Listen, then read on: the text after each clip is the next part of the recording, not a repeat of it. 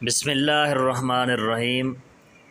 کبوتر ایک ایسا خوبصورت اور دلکش پرندہ ہے جو ہر کسی کو اچھا لگتا ہے، اور یہی وجہ ہے کہ یہ پرندہ اکثر گھروں میں پالا جاتا ہے، اور گھروں کے علاوہ اکثر مزاروں پر بھی یہ پرندہ موجود ہوتا ہے۔ کہتے ہیں کہ کبوتر وہ جانور ہے جس کے لیے حضرت نوح علیہ السلام نے امن و سلامتی کی دعا فرمائی تھی، اور یہی وجہ ہے کہ کبوتر انسانی آبادی سے مانوس ہے، اور کوے کو خوف کی بد دعا دی جاتی ہے۔ یہی وجہ ہے کہ کوا انسانی آبادی سے ہراساں رہتا ہے، اسی وجہ سے لوگ آج تک اسے منحوس سمجھتے ہیں۔ آج ہم آپ کو یہ بتانے جا رہے ہیں کہ گھر میں کبوتر پالنا کیسا ہے، اور یہ کہ کبوتر بد دعا کب دیتا ہے۔ کبوتر پالنے کے بارے میں بات کرنے سے پہلے آپ کو کبوتر کی ایک پرانی کہانی سناتے ہیں۔ تفاسیر میں ہے کہ حضرت نوح علیہ السلام نے جب کشتی کو جودی پہاڑ پر ٹھہرایا تو آپ علیہ السلام نے کشتی کا وہ حصہ کھولا جہاں پرندے رہتے تھے۔ آپ علیہ السلام نے کوے سے فرمایا، زمین کو دیکھ کہ اس پہ کتنا پانی ہے یا کتنا شہر غرق ہو چکا ہے۔ کوے کو ایک مردار جانور ملا، وہ اسی کو کھانے میں مست ہو گیا، واپس نہ آیا۔ اسی سے عرب کی ایک کہانی مشہور ہے، فلاں تو کوے سے بھی زیادہ دیر لگاتا ہے۔ جیسا حضرت نوح علیہ السلام کو خشک اور سخت زمین کی ضرورت تھی، اس لیے اس کے دیر کرنے پر کبوتر کو بھیج دیا۔ اسے زمین کا کوئی خطہ بھی نظر نہ آیا، اس لیے زیتون کا پتہ لے کر حاضر ہو گیا۔ اس سے حضرت نوح علیہ السلام نے اندازہ لگایا کہ پانی کم ہے، جس سے درخت زہر ہو گئے ہیں لیکن زیر آب ہیں۔ چند دن ٹھہر کر پھر اسی کبوتر کو بھیجا تو زمین کی کیچڑ میں اس کے پاؤں بھر گئے۔ واپس آیا تو حضرت نوح علیہ السلام نے اسے دیکھ کر اندازہ لگایا، کیا پانی زمین میں جذب ہو گیا ہے، لیکن زمین خشک نہیں ہوئی۔ حضرت نوح علیہ السلام کبوتر کی اس کارروائی پر بہت خوش ہوئے، اس کے گلے میں سبز توق پہنایا۔ آج وہی توق کبوتر کی اس خوش بختی کی خبر دیتا ہے، اور ساتھ ہی حضرت نوح علیہ السلام نے کبوتر کے لیے امن و سلامتی کی دعا فرمائی۔ یہی وجہ ہے کہ کبوتر انسانی آبادی سے مانوس ہے، اور کوے کو خوف کی بد دعا دی ہے۔ یہی وجہ ہے کہ کوا انسانی آبادی سے ہراساں رہتا ہے، اسی وجہ سے لوگ آج تک اسے منحوس سمجھتے ہیں۔ بحوالہ تفسیر روح البیان جلد 5۔ یہ تو کبوتر کی کہانی تھی۔ ایک ایسے کبوتر نے حضرت نوح علیہ السلام کی بات مانی اور ان کے لیے خبر لانے کا کام کیا۔ اب بات کرتے ہیں کبوتر اور پرندے کے پالنے کے بارے میں۔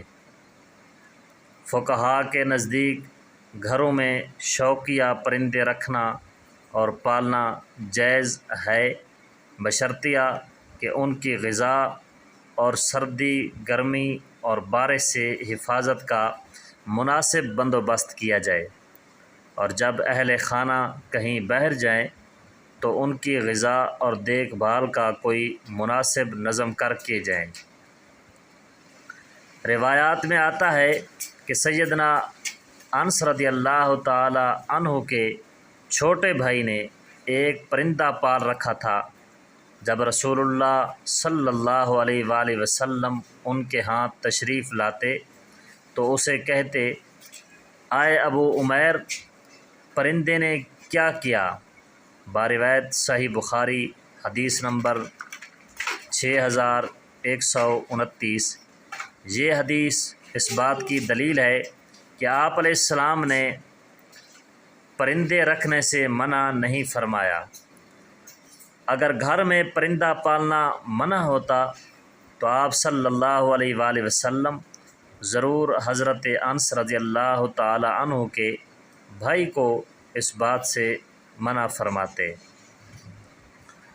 اسی روایت کی بنیاد پر یہ کہا جاتا ہے کہ گھر میں پرندوں کا پالنا جائز ہے، لیکن جیسا کہ پہلے بھی ذکر ہوا کہ پالنے کے لیے ضروری ہے کہ پرندوں کی ہر ضرورت کو پورا کیا جائے تاکہ پرندوں کو کسی قسم کی کوئی تکلیف نہ پہنچے۔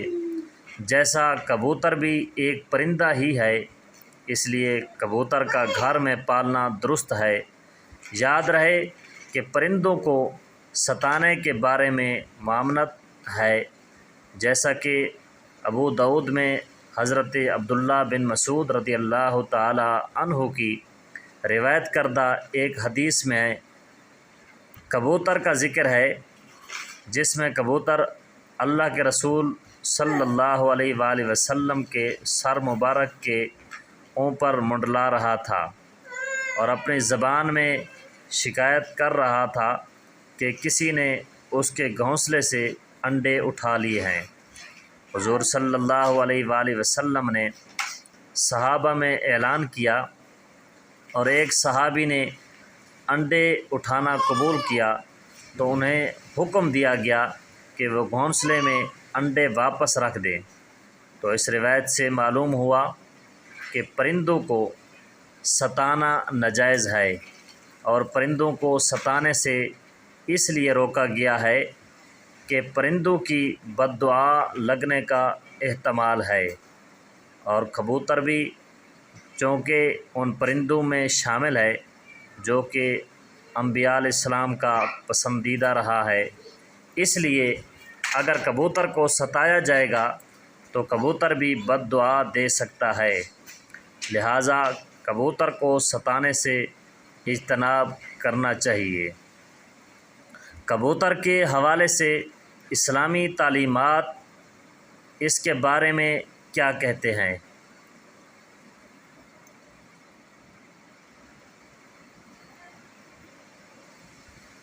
احادیث میں ہے کہ گھریلو کبوتر خدا کو بہت یاد کرتے ہیں، اہل بیت کو دوست رکھتے ہیں اور صاحب خانہ کو دعا دیتے ہیں کہ اللہ تمہیں برکت دے۔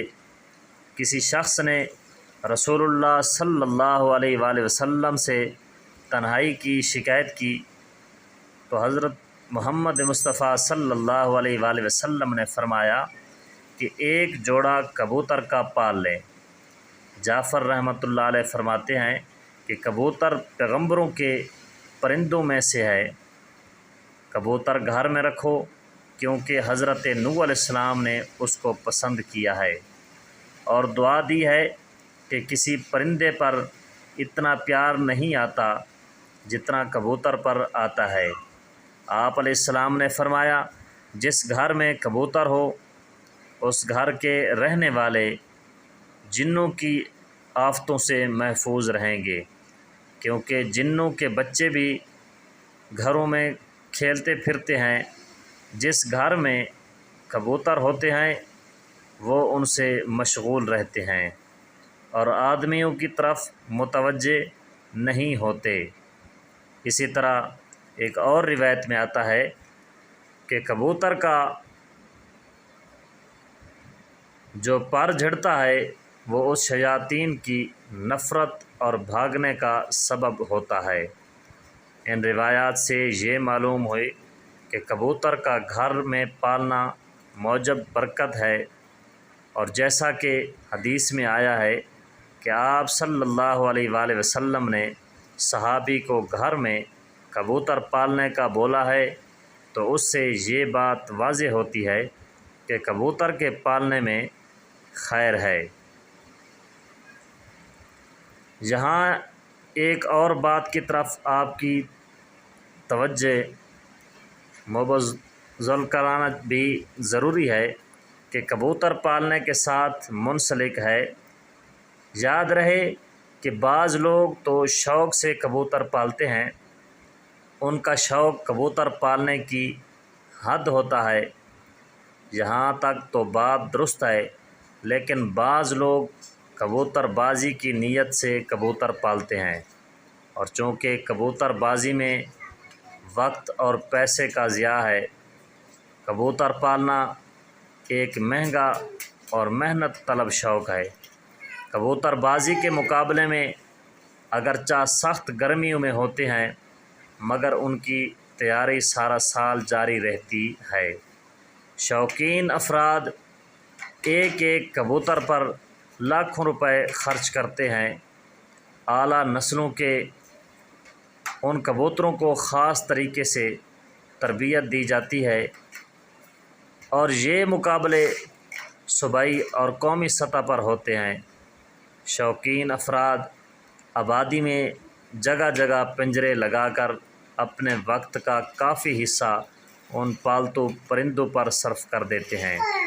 اس لیے کبوتر بازی کے بارے میں اگر فقہاء سے پوچھا جائے تو وہ اس کو درست نہیں فرماتے، کیونکہ اس میں مال وقت کا بہت زیادہ ہوتا ہے، چونکہ فضول خرچی کے زمرے میں آتا ہے۔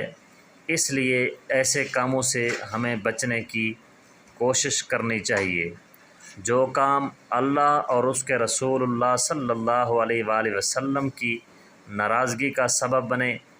اس لیے چاہیے کہ کبوتر شوق کی نیت سے تو پالنے چاہیے، لیکن کبوتر بازی جیسے شوق